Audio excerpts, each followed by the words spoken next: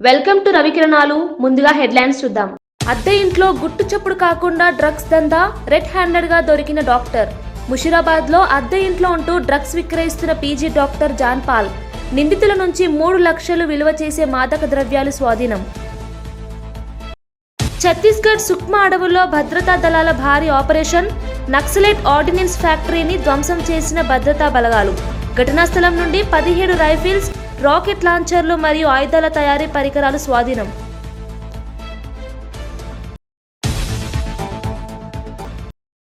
ప్రధాని నరేంద్ర మోదీపై కాంగ్రెస్ అగ్రనేత రాహుల్ గాంధీ విమర్శలు.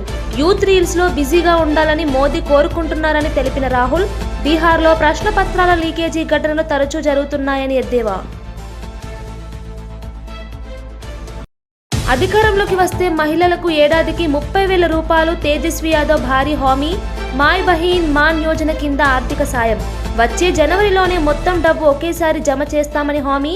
ఎన్డీఏ పథకానికి కౌంటర్గా తేజస్వి యాదవ్ ప్రకటన. కేంద్ర మంత్రి కిషన్ రెడ్డి బీఆర్ఎస్ కుమ్మక్కయ్యారన్న పొన్నం. బీజేపీని బీఆర్ఎస్-2గా మార్చేశారనే తీవ్ర విమర్శలు. జూబ్లీహిల్స్ లో బీజేపీకి 10,000 ఓట్లు కూడా రావని సవాలు. జూబ్లీహిల్స్ ఉప ఎన్నికపై రాజకీయ వాతావరణం వేడెక్కింది. కాంగ్రెస్ మంత్రి పొన్నం ప్రభాకర్ కేంద్ర మంత్రి కిషన్ రెడ్డిపై కఠిన వ్యాఖ్యలు చేశారు. కిషన్ రెడ్డి మాటలు జోక్లా ఉన్నాయి. గత ఎన్నికల్లో వచ్చిన 25,000 ఓట్లు ఈసారి 10,000కి చేరవు అని విమర్శించారు. బీజేపీ, బీఆర్ఎస్లు కుమ్మక్కై ప్రజలను మభ్యపెడుతున్నారని ఆరోపించారు. సికింద్రాబాద్ ఎంపీగా 10 ఏళ్లుగా కిషన్ రెడ్డి జూబ్లీహిల్స్ అభివృద్ధి కోసం ఏం చేశారని ప్రశ్నించారు. తమ అభ్యర్థి విజయం కోసం కష్టపడాలని, మోసపూరిత రాజకీయాలకు లొంగవద్దని ఆయన పార్టీ శ్రేణులకు సూచించారు. జూబ్లీహిల్స్ ప్రజలు కాంగ్రెస్ కు మద్దతు ఇచ్చి అభివృద్ధికి బాటలు వేస్తారని నమ్మకం వ్యక్తం చేశారు. ద్వంద్వ రాజకీయాలకు ప్రజలు గట్టి సమాధానం చెబుతారని పొన్నం ప్రభాకర్ స్పష్టం. 10,000 కంటే ఓట్లు దాటాయని నేను ఛాలెంజ్ చేస్తా ఉన్నా. మీరు నేరుగా ఇండైరెక్ట్ గా టీఆర్ఎస్ కుమ్ముక్కై తిరిగి అదే అభ్యర్థికి టికెట్ ఇచ్చి ప్రచార సరళిని మొత్తంగా దింపుడు గల్లెంలాగా భారతీయ జనతా పార్టీ వ్యవస్థనంతా టీఆర్ఎస్ హ్యాండ్ ఓవర్ చేసినారు. మీ ఎన్నికల్లో వాళ్ళ మద్దతు తీసుకున్న దానికి తిరిగి గురుభక్తిగా ఈ ఉప ఎన్నికలో టీఆర్ఎస్ కు లోపాయకారిగా మద్దతు చేస్తున్నారనేటువంటి మాట యావత్ జూబ్లీహిల్స్ నియోజకవర్గ ప్రజల చర్చ. 11 నాడు జరిగే ఎన్నికల్లో మీ అభ్యర్థికి 10,000 లోపు ఓట్లు వస్తాయి. ఛాలెంజ్ చేయదలుచుకున్నారా కిషన్ రెడ్డి గారు అని అడుగుతా ఉన్నాం. భారతీయ జనతా పార్టీ కేంద్రంలో అధికారంలో ఉన్న పార్టీ. ఈ నియోజకవర్గానికి కేంద్ర మంత్రిగా వ్యవహరిస్తున్న మీరు 10 సంవత్సరాలుగా జూబ్లీహిల్స్ నియోజకవర్గానికి ఏమి చేసినారో చెప్పగలుగుతారా అని అడుగుతా ఉన్నాం. జూబ్లీహిల్స్ గురించి కనీస శ్రద్ధ లేని, పట్టించుకొని మీరు ఈ ఉప ఎన్నికల్లో ప్రగల్భాలు పలుకుతూ గెలుస్తుందనడం అంటే ప్రజలు నవ్వుకుంటున్నారు మీ తీరు పట్ల. అందుకే వెంటనే ఇప్పటికైనా నిజాయితీగా ఎన్నికల్లో మీ అభ్యర్థిని మోసం చేయకుండా, మీ అభ్యర్థిని ఎదుటి పార్టీకి అమ్మకుండా నిజాయితీగా పనిచేయమని రాజాసింగ్ గారు చెప్తున్నట్టుగా ఆ విధంగా వ్యవహరించమని డిమాండ్ చేస్తా ఉన్నాను. ఆంధ్రప్రదేశ్ మాజీ ముఖ్యమంత్రి వైఎస్ జగన్ ప్రస్తుత ప్రభుత్వంపై ఘాటైన వ్యాఖ్యలు చేశారు.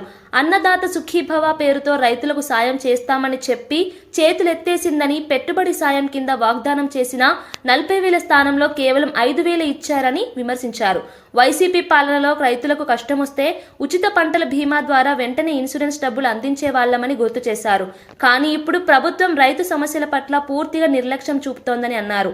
రైతుల పట్ల ఇంత నిర్లక్ష్య ధోరణి అనేది ఎప్పుడూ చూడలేదని, కొత్త పాలనలో పంటల భద్రతకు హామీ లేదని జగన్ పేర్కొన్నారు. అంటే పూర్తిగా రైతును వెన్ను విడిచారు. 40,000 ఇవ్వాల్సిన చోట 5,000 ఇచ్చారు పెట్టుబడి సహాయం కింద. 2 ఏళ్ళకి కలిపి 20,000 ఇన్పుట్ సబ్సిడీ రూపాయి రాల. ఇన్ని కలామిటీస్ జరిగిన, ఇన్ని ఇబ్బందులు పడినా చివరికి ఉచిత పంటల బీమా ద్వారా రైతులకు ఉచితంగా ఇన్సూరెన్స్ అనేది వైఎస్ఆర్సీపీ ప్రభుత్వ హయాంలో ఏ రైతు ఇబ్బంది పడుకోకుండా, ఏ రైతుకు ఏ కష్టం వచ్చినా కూడా వెంటనే ఆ రైతుకు ఉచిత పంటల బీమా ద్వారా ఇన్సూరెన్స్ సొమ్ము వచ్చేది. అలాంటిది దాదాపుగా చెప్తా ఉన్నారు కథలు.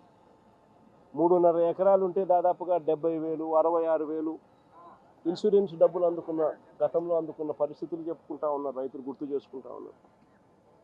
అది కూడా ఈ పొద్దు రైతులకు రాకుండా పోయింది. 2016లో మంజూరైన బీజాపూర్ జాతీయ రహదారి ప్రాజెక్టుపై బీఆర్ఎస్ ప్రభుత్వం నిర్లక్ష్యం చూపిందని బీజేపీ ఎంపీ కొండా విశ్వేశ్వరరెడ్డి తీవ్రంగా విమర్శించారు. 5 ఏళ్లుగా భూసేకరణ ప్రక్రియను పూర్తి చేయకపోవడం వల్ల ప్రాజెక్టు నిలిచిపోయిందని ఆయన అన్నారు. ప్రజల అభివృద్ధి కన్నా రియల్ ఎస్టేట్ లాభాలకే ప్రాధాన్యత ఇచ్చారని ఆరోపించారు. రోడ్ల విస్తరణ వల్ల రైతులకు నష్టం పరిహారం ఇవ్వడానికి ప్రభుత్వం ముందుకు రాలేదన్నారు. బీజేపీ అధికారంలోకి వస్తే అన్ని జాతీయ రహదారి ప్రాజెక్టులను వేగవంతం చేస్తామని ఆయన హామీ ఇచ్చారు. రియల్ ఎస్టేట్ లాబీల ఒత్తిళ్లతో రాష్ట్ర ప్రయోజనాలు తాకట్టు పెట్టారన్న వ్యాఖ్యలతో రాజకీయ వేడి పెరిగింది. నిన్నైన ఘటన నిజంగానే ఘోరంగా ఉన్నది. ఆ రిచ్ లైన్ రోడ్ నిజాం జమానా కట్టించిందే కొనసాగుతా ఉన్నది. దాన్నే కొంచెం ఇంతో డాంబరేషన్లు. నేను మొదటిసారి ఎంపీ కాగానే హైవే కూడా చేయాలని మేము అడిగినాము.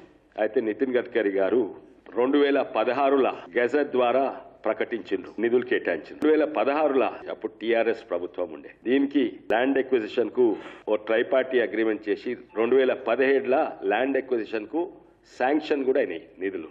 ల్యాండ్ ఎక్విజిషన్ చేయలేదు. 2022లో మొదలు పెట్టిండ్రు. దాదాపు మొక్కనైంది. లాస్ట్ 1-2 బిట్లు మొన్న అయిపోయినాయి. ఇది 100% బీఆర్ఎస్ పార్టీ నిర్లక్ష్యము. ఇప్పుడు కూడా 1-2 సరిదిద్దుకునే అవకాశం ఉంది. దీంట్లో రాష్ట్ర ప్రభుత్వము ఇన్వాల్వ్ కావాలి. పాత అక్విజిషన్ చేసింది కొంచెం వాపసు ఇచ్చేసి కొత్తగా చక్కగా చేయాలి. జూబ్లీహిల్స్ ఉప ఎన్నికల ప్రచారం వేడెక్కుతోంది. ఈ నేపథ్యంలో కంటోన్మెంట్ ఎమ్మెల్యే శ్రీ గణేష్ రాజీవ్ నగర్, జయంతి కాలనీ ప్రాంతాల్లో ఇంటింటికి తిరిగి ప్రజలతో మమేకమయ్యారు. స్థానిక సమస్యలను తెలుసుకుని పరిష్కారానికి కృషి చేస్తామని హామీ ఇచ్చారు. గత 10 సంవత్సరాల నుండి బీఆర్ఎస్ పాలనలో ఈ ప్రాంతం పూర్తిగా నిర్లక్ష్యానికి గురైందని ఆయన విమర్శించారు. కాంగ్రెస్ అభ్యర్థి నవీన్ యాదవ్ ని గెలిపించాలంటూ ఓటర్లను కోరారు. ఈ సందర్భంగా ప్రజలు తమ సమస్యలను ఎమ్మెల్యేకి వివరించగా అవి త్వరలోనే పరిష్కారం అవుతాయని గణేష్ హామీ ఇచ్చారు. ప్రచారంలో మాజీ వైస్ ప్రెసిడెంట్ జంపన ప్రతాప్, మురళీ ముదిరాజ్, ముప్పిడి మధుకర్ తదితర కాంగ్రెస్ నాయకులు పాల్గొన్నారు.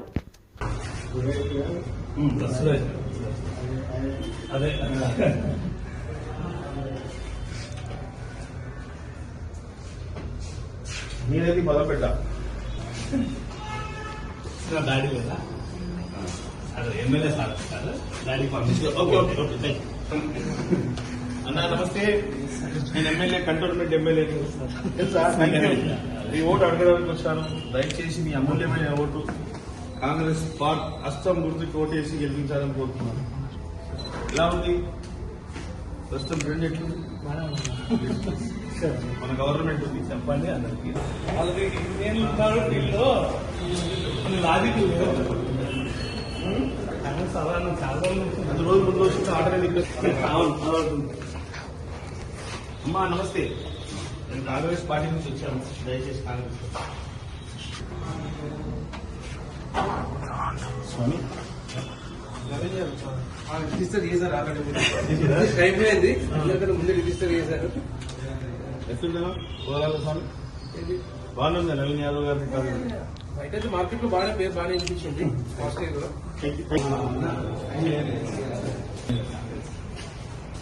దయచేసి కాంగ్రెస్ కోట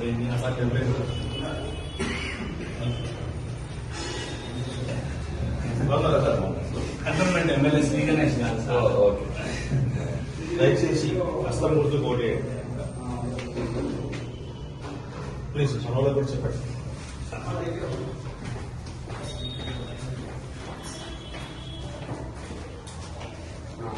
శ్రీ గణేష్ గారు కంటోన్మెంట్ ఎమ్మెల్యేని కాంగ్రెస్ ఎమ్మెల్యేని గెలిపించాలా? కాంగ్రెస్ క్యాండిడేట్ పోటీ. Thank you.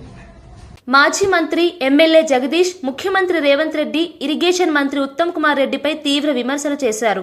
రాష్ట్ర ఇరిగేషన్ రంగంపై వారికి కనీస అవగాహన లేదని ఆరోపించారు. 60 ఏళ్ల పాలనలో మీరు చేసినది ఏమిటి? ఇప్పుడు ఎవరో రాసిచ్చిందే చదువుతున్నారు, కొంచెమైనా సిగ్గుండాలి అంటూ ఎద్దేవా చేశారు. సీఎం రేవంత్ అబద్దాలతో ప్రజలను మభ్యపెడుతున్నారని, ఉత్తమ్ వ్యాఖ్యలు జల వనరుల అభివృద్ధిని వెనక్కి లాగుతున్నాయని ఆయన విమర్శించారు.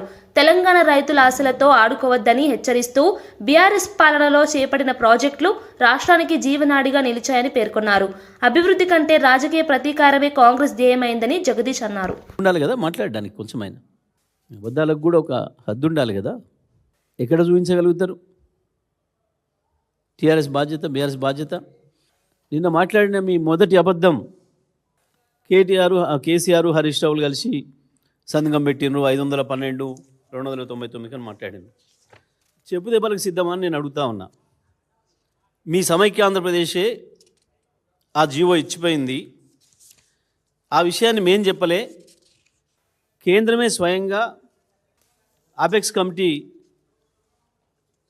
సమావేశ సందర్భంగా మినిట్స్ను స్పష్టం చేసింది చాలా క్లియర్గా. 2013లోనే ప్రాజెక్టుల వారీగా నీళ్ళు కేటాయిస్తున్నాం, ఈ రకంగా తెలంగాణ ఆంధ్రప్రదేశ్లో విడిపోతే కూడా ఇబ్బంది లేకుండా అని చెప్పి చెప్తూ మోసం చేస్తూ తెలంగాణను ఆనాటి సమైక్య ఆంధ్రప్రదేశ్లో ప్రాజెక్టుల వారీగా రాసిచ్చింది. 298.8 టీఎంసీలు తెలంగాణ ప్రాజెక్టులకి, 512 టీఎంసీలు ఆంధ్రప్రదేశ్కి ఇస్తున్నట్టు దాని మినిట్స్లోనే ఉంది, వాళ్ళు ఇచ్చిన మినిట్స్లోనే ఉంది. ఆ తర్వాత అనేక వేదికల మీద కేసీఆర్ గారు వ్యతిరేకిస్తూ మా వాటా 713 రావాలి, నికర జలాలు మిగిలిన జలాలు మొత్తం కలిపి మా కృష్ణాలో 713 టీఎంసీలు రావాలి అని చెప్పి ప్రతి వేదికలో కొట్లాడి ట్రిబ్యునల్ వెయ్యాలి మాకు ప్రత్యేకంగా. ఆనాడు కేవలం ఆంధ్రప్రదేశ్, మహారాష్ట్ర, కర్ణాటకలే ఉన్నాయి కాబట్టి మాకు నష్టం జరుగుతుంది, ఇవాళ మేము సొంత రాష్ట్రంగా అయినాం కాబట్టి మా వాటా మాకు రావాలి, దానికి కమిషన్ వేయాలి అని చెప్పి కొట్లాడి వేయించింది కేసీఆర్ గారు. ప్రతి వేదికలో మేము వ్యతిరేకించుకుంటూ వచ్చినాం. ఆ ఇచ్చిన 299 టీఎంసీలను వాడే మొక్కలు కాదు మీరు. దానికి కూడా కేఆర్ఎంబి గత సంవత్సరం లెటర్ రాసింది, ఈసారి 1010 టీఎంసీల నీళ్ళు వచ్చినాయి అందుబాటులోకి. ఆంధ్రప్రదేశ్ వాళ్ళ వాటా 630 టీఎంసీలు అయితే ఇంకా ఎక్కువ వాడుకుంది, ఇప్పటికీ 650 పైన వాడుకున్నారు ఆంధ్రప్రదేశ్.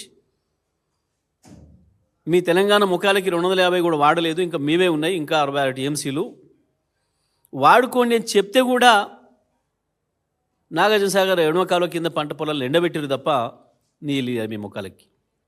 గింత చేతగా దద్దమ్మలు మీరు కేసీఆర్ అన్యాయం చేసిన మాట్లాడతారు.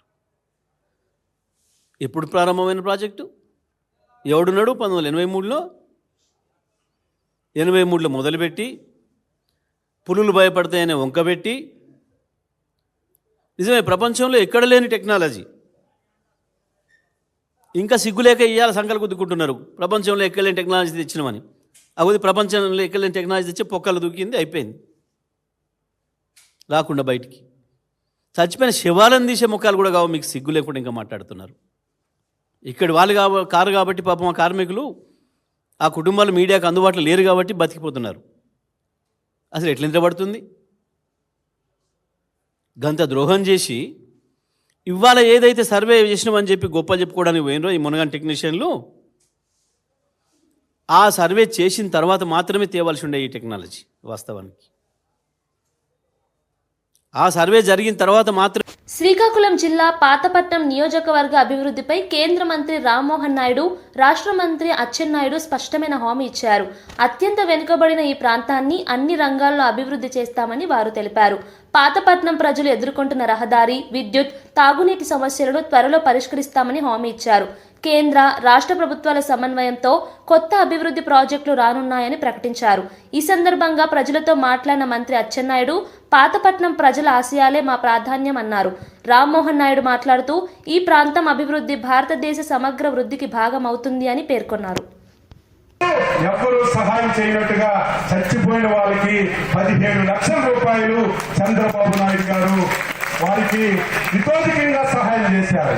మోడీ గారు 2 లక్షల రూపాయలు సహాయం చేసి వాళ్ళందరికీ ఇబ్బంది లేకుండా, కష్టం లేకుండా మేము ఆదుకుంటే ప్రతి ఓడు రావడం, మైకు పట్టుకోవడం చంద్రబాబు నాయుడు వల్ల జరిగింది.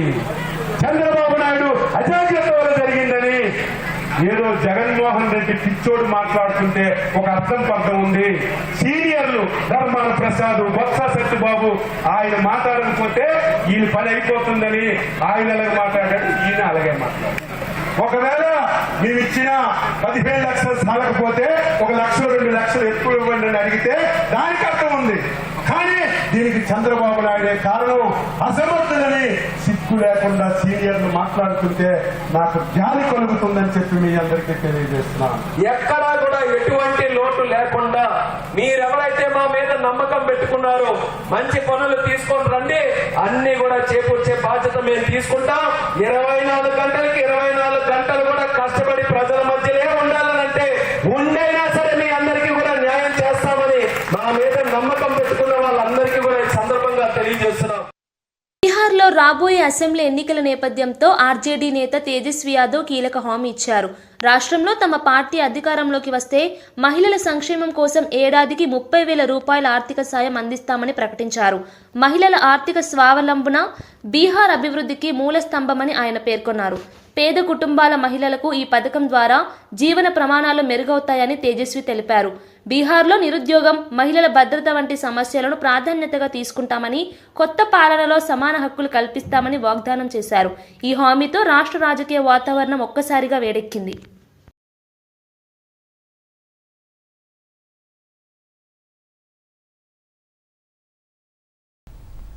पूरा मूड जो है इस बार बदलाव का है, परिवर्तन का है। और इस बार बिहार की जनता जो है 20 साल पुरानी जो सरकार चल रही है उसको उखाड़ फेंकने का काम करेगी। माँ बहनों के मांगों पर सरकार बनते ही 14 जनवरी मकर संक्रांति के दिन माँ बहन मान योजना के तहत पूरे 1 साल का 30,000 रुपया माता और बहनों के खाते में हम लोग डालने का काम करेंगे। Hyderabad market committee vice chairman Kotla Srinivas BRS working president KTR పై తీవ్రమైన వ్యాఖ్యలు చేశారు. హైడ్రా ప్రాజెక్టు వల్ల జరుగుతున్న అభివృద్ధిని దాచిపెట్టే ప్రయత్నం కేటీఆర్ చేస్తున్నారని ఆయన ఆరోపించారు. ప్రజలకు మేలు చేసే పనులను కూడా రాజకీయ లాభాల కోసం వక్రీకరిస్తున్నారని మండిపడ్డారు. నగర అభివృద్ధి, రోడ్ల విస్తరణ, హైడ్రా ఇన్ఫ్రాస్ట్రక్చర్ ద్వారా వేలాది మంది లబ్ధి పొందుతున్నారని చెప్పారు. ఇలాంటి ప్రాజెక్టులను అడ్డుకోవడం ప్రజల ప్రయోజనాలకు వ్యతిరేకమని పేర్కొన్నారు. కేటీఆర్ వంటి నేతలు రాష్ట్ర అభివృద్ధికి అడ్డు తగలకూడదని హితవు పలికారు. ప్రజలు ఇప్పుడు అవగాహనతో ఉన్నారని, వాస్తవాన్ని గుర్తించి అభివృద్ధికి తోడ్పడతారని కోట్ల శ్రీనివాస్ అన్నారు.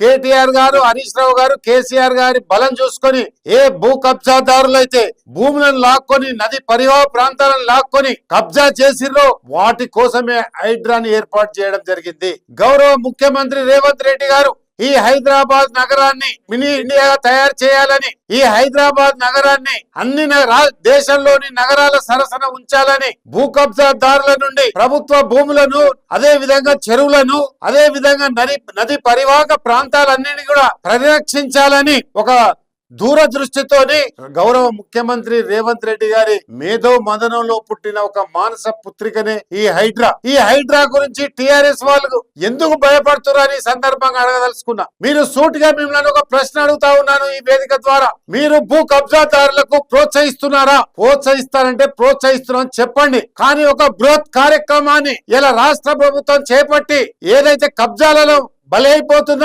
భూములను పరిరక్షించి ఈ గ్రేటర్ హైదరాబాద్ నగరంలో ఉన్న విలువైన భూములను రక్షించి ఇలా పేదలకు ఇయ్యాలని, ఇంద్రమ్మ ఇండ్లు కట్టించి ఇయ్యాలని ఒక దూరదృష్టితోటి ఇలా ప్రభుత్వం ప్రయత్నిస్తుంటే జూబ్లీ హిల్స్ ఎన్నికల్లో మాత్రము ఒక విష రాజకీయాలు, ఒక స్వార్థ రాజకీయాలు ఈ రోజు పెనవేసుకున్నాయి. అక్కడ ముఖ్యంగా కేటీఆర్ గారు ఖబర్దార్, మీరు ఏదైతే ప్రచారంలో ఉపయోగిస్తున్న పదజాలం కానివ్వండి, అదే విధంగా గౌరవ ముఖ్యమంత్రి గారి పట్ల మీ యొక్క భాషను మార్చుకోకపోతే జూబ్లీ హిల్స్ ప్రజలను. బీహార్లో ఎన్నికల ప్రచారంలో పాల్గొన్న కాంగ్రెస్ అగ్రనేత రాహుల్ గాంధీ ప్రధాని నరేంద్ర మోదీపై ఘాటు విమర్శలు చేశారు. యువతను రీల్స్ తీసేలా ప్రోత్సహించి నిజమైన సమస్యల నుండి దృష్టి మళ్లిస్తున్నారని ఆయన ఎద్దేవా చేశారు. బీహార్లో తరచూ జరుగుతున్న ప్రశ్నపత్రాల లీకేజీ ఘటనలపై మోదీ మౌనం ఆందోళన కలిగిస్తోందని అన్నారు.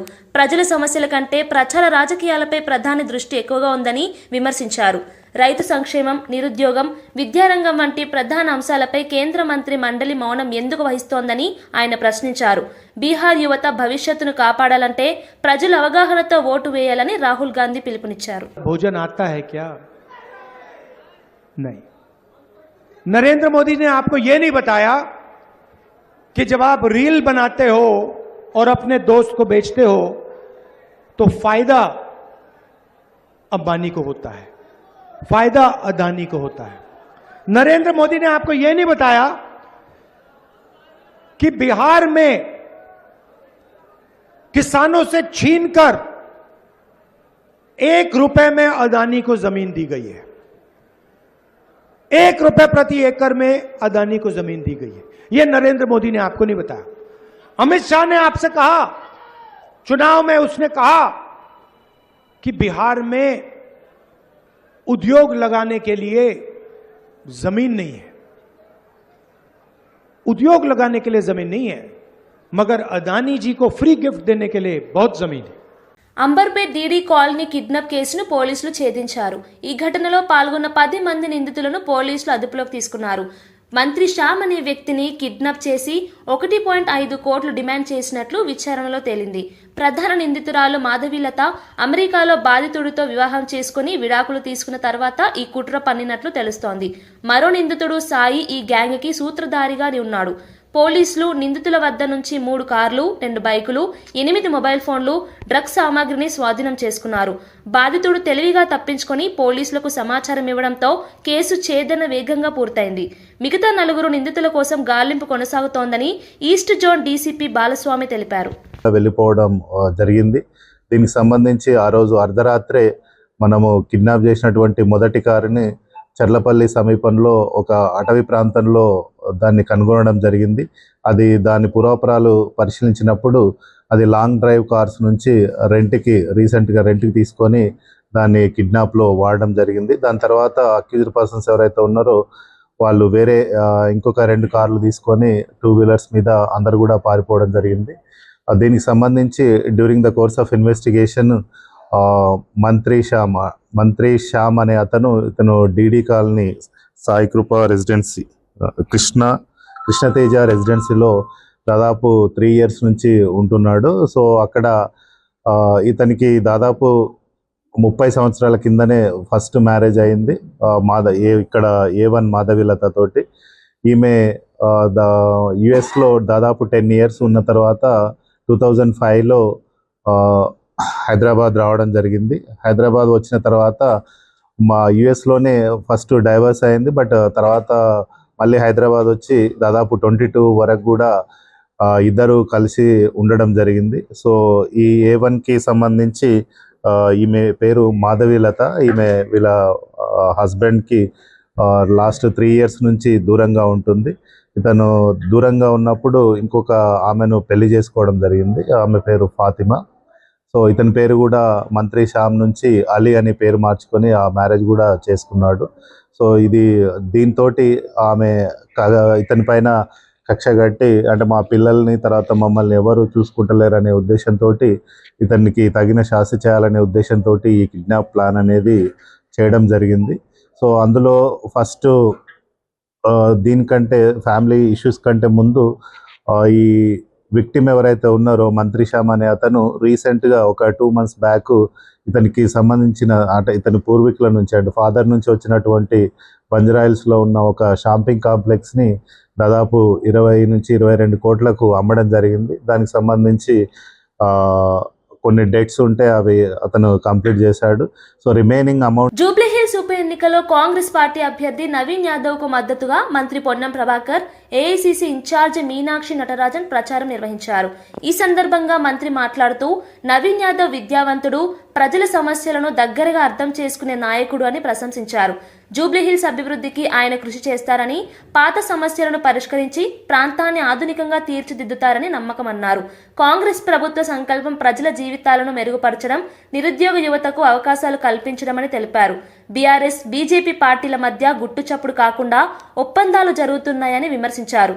ప్రజలు ఈసారి వివేకంగా ఆలోచించి అభివృద్ధి దిశగా ఓటు వేయాలని పిలుపునిచ్చారు.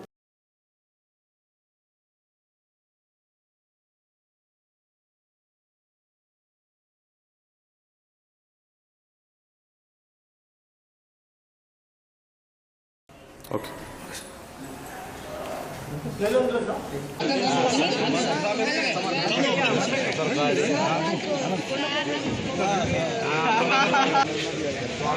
चाहिए आपका नौजवान लड़ने वाला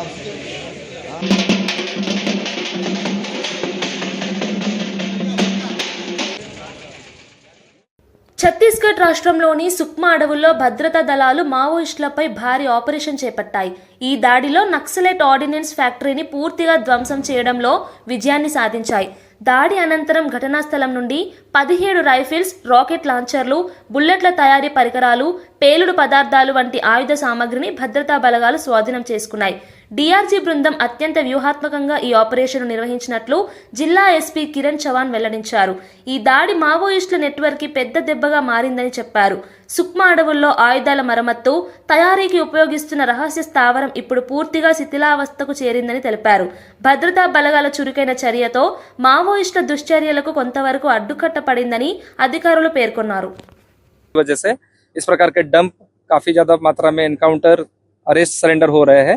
नक्सलियों को मैं यही अपील करना चाहूंगा कि जल्द से जल्द सरेंडर कर दें और पूरे इलाके में शांति प्रस्थापित की जाए। माओवादियों की कौन सी कमेटी वहाँ पर सक्रिय रही है? माओवादियों की PLJ बटालियन नंबर 1 उस एरिया में सक्रिय रही है और ये जो पूरा डंप मिला है PLJ बटालियन 1 नंबर का ही डंप है। सर, मुठभेड़ हुई या कोई बड़ा लीडर वहाँ होने की मदद की? नहीं, वहाँ मतलब हमने ऑपरेशन लॉन्च किया था। ऑपरेशन के दौरान, सर्चिंग के दौरान ये डंप वहाँ मिला है। सर, आने वाले समय में ऑपरेशन और तेज होने चाहिए। हाँ, हम लगातार ऑपरेशन जारी है। सुकमा बीजापुर का जो सीमावर्ती क्षेत्र है, गोगुंडा क्षेत्र है, कोंटा और किसाराम एरिया में लगातार ऑपरेशंस DRG और CRPF द्वारा जिला सुकमा में चलाए जा रहे हैं। बड़े माओवादियों को सरेंडर की सूचना बीच में आ रही थी सर, खबरें पता चल रही थी, ऐसा कुछ पता चला, कुछ संपर्क में है सर?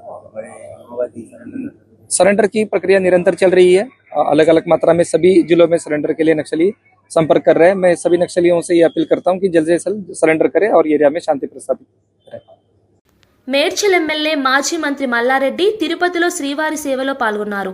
ఈ సందర్భంగా ఆయన ఇటీవల తిరుపతిలోని శ్రీ కాలేజ్ను కొనుగోలు చేసినట్లు వెల్లడించారు. దేశవ్యాప్తంగా విశ్వవిద్యాలయాలను స్థాపించాలన్న తన సంకల్పాన్ని తెలిపారు. యువతకు నాణ్యమైన విద్యను అందించడం తన ప్రధాన లక్ష్యమని పేర్కొన్నారు. విద్యారంగంలో తెలంగాణను ఒక మోడల్ స్టేట్గా తీర్చిదిద్దడమే తన కల అని చెప్పారు. తిరుపతిలో విద్యా విస్తరణకు శ్రీ కాలేజ్ సహకారం అందిస్తుందని అన్నారు. రాజకీయాలు, సేవా కార్యక్రమాలు రెండింటినీ సమాంతరంగా కొనసాగిస్తానని స్పష్టం చేశారు. తెలంగాణను అభివృద్ధి, సంక్షేమానికి కేవలం కేసీఆర్ నేతృత్వమే అవసరమని మల్లారెడ్డి అభిప్రాయపడ్డారు. తిరుమల దర్శనానికి వచ్చిన భక్తులు కూడా ఆయనతో ఫోటోలు దిగారు.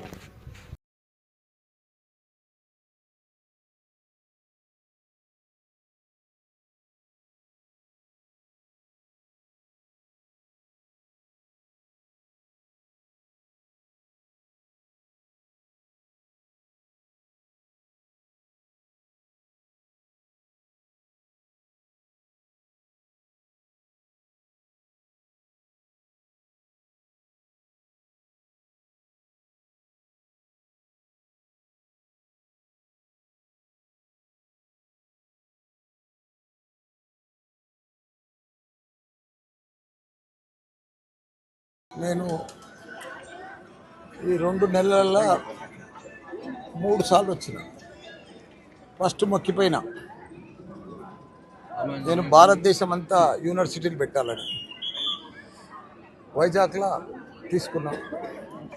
నిన్ననే తిరుపతిలో వీళ్ళది శ్రీ కాలేజ్ అని పర్చేజ్ చేసిన ఆ దేవుని దయతోటి. అక్కడ కూడా యూనివర్సిటీ పెట్టాలని దేవుని మొక్కిన. ఆ భగవంతుడే వెంకటేశ్వర స్వామి శ్రీ కాలేజ్ అనేది మాకు ఇప్పించాడు. ఇప్పుడు అక్కడ కాలేజ్ కూడా ప్రారంభించబోతుంది. రిజిస్ట్రేషన్ అయిపోయింది శ్రీ కాలేజ్. అందుకే ఆ దేవునితోటి మా కమ్యూనిటీలు కూడా వీళ్ళిద్దరు తిరుపతి వాళ్ళని కూడా తీసుకొని దర్శనం చేయించారు. అదే మాదిరిగా ఇండియా లెవెల్లో కూడా యూనివర్సిటీలు పెట్టాలని, దానికి తోడు తెలంగాణలో మళ్ళీ మా సీఎం కేసీఆర్ రావాలి. తెలంగాణ జాగృతి అధ్యక్షురాలు కల్వకుంట్ల కవిత రాష్ట్రంలోని ప్రధాన రాజకీయ పార్టీలను తీవ్రంగా విమర్శించారు. హైదరాబాద్ జూబ్లీహిల్స్ ఉప ఎన్నికలపై రాజకీయ పార్టీలు చూపుతున్న శ్రద్ధ రైతు సమస్యల పరిష్కారంపై కనిపించడం లేదని ఆమె ఆవేదన వ్యక్తం చేశారు. రైతులు పంట నష్టాలతో, మార్కెట్ ధరల లోటుతో ఇబ్బందులు పడుతున్నప్పటికీ ప్రభుత్వం, ప్రతిపక్షం ఎన్నికల రాజకీయాల్లో మునిగిపోయాయని పేర్కొన్నారు. జూబ్లీహిల్స్ ఓట్ల కోసం నేతలు రాత్రింబవలు ప్రచారంలో తలమునకలై ఉన్నప్పటికీ గ్రామాల్లో రైతులు తాగునీరు, ఎరువులు, మద్దతు ధరల కోసం ఎదురు చూస్తున్నారని అన్నారు. ప్రజల సమస్యల కంటే పదవుల పోటీ ఎక్కువైపోయిందని కవిత విమర్శించారు. తెలంగాణ అసలు బలమైనది రైతు చేతిలోనే ఉందని గుర్తు చేస్తూ రైతు సంక్షేమాన్ని మర్చితే రాష్ట్ర భవిష్యత్తు దెబ్బతింటుందని ఆమె హెచ్చరించారు. ఎఫెక్ట్ పడకుండా చూడాలని కూడా ప్రైవేట్ కళాశాలల వాళ్ళని నేను కోరుతా ఉన్నాను. 1 రోజు 2 రోజు సింబాలిక్గా బంద్ పెట్టి ఆ తర్వాత పిల్లలకు చదువు చెప్పడం కంటిన్యూ చేయగలిగితే పరీక్షలు రాయడంలో వాళ్ళకి ఇబ్బంది రాదు. కాబట్టి ఆ దిశగా ప్రైవేట్ కళాశాల వాళ్ళు ఆలోచన చేయాలి. మీరు బంద్ పెట్టుండి మీకోసం మీ తరఫున మేమందరం కొట్లాడతాం. ఒకటి బాధ కూడా ఏంటి అని అంటే అన్ని పార్టీలలో అందరు పెద్ద నాయకులు ఓన్లీ జూబ్లీహిల్స్నే ఉన్నారు. జూబ్లీహిల్స్లో రైతులు ఉంటే మాత్రం ఇమీడియట్గా మా పత్తి పరిష్కారం అవుతుంది, పత్తి సమస్య అన్నాడు. ఎన్నికలు అర్బన్ ఏరియాలో అవుతుంది, పట్టణంలో అవుతుంది కాబట్టి రైతుల్ని పట్టించుకుంటలేరు. అది మాత్రం చాలా దారుణం. బులెటిన్ ముగించే ముందు హెడ్లైన్స్ మరోసారి చూద్దాం. అద్దె ఇంట్లో గుట్టు చప్పుడు కాకుండా డ్రగ్స్ దందా, రెడ్ హ్యాండెడ్ గా దొరికిన డాక్టర్. ముషిరాబాద్ లో అద్దె ఇంట్లో ఉంటూ డ్రగ్స్ విక్రయిస్తున్న పీజీ డాక్టర్ జాన్ పాల్. నిందితుల నుంచి 3 లక్షలు విలువ చేసే మాదక ద్రవ్యాలు స్వాధీనం. ఛత్తీస్గఢ్ సుక్మా అడవుల్లో భద్రతా దళాల భారీ ఆపరేషన్. నక్సలైట్ ఆర్డినెన్స్ ఫ్యాక్టరీని ధ్వంసం చేసిన భద్రతా బలగాలు. ఘటనా స్థలం నుండి 17 రైఫిల్స్, రాకెట్ లాంచర్లు మరియు ఆయుధాల తయారీ పరికరాలు స్వాధీనం.